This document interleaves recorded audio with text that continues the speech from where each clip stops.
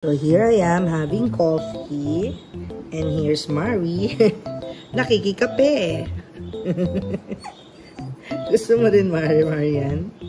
Yung kape? Imaginary leaking. Sarap ba, Mars?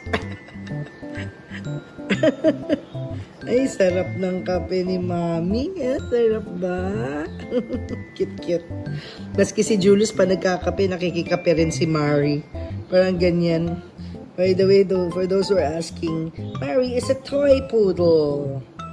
Born December 17, 2019. Dumating siya sa amin. 3 months old siya. March 2020. Days before the pandemic and lockdown. Right, Mar?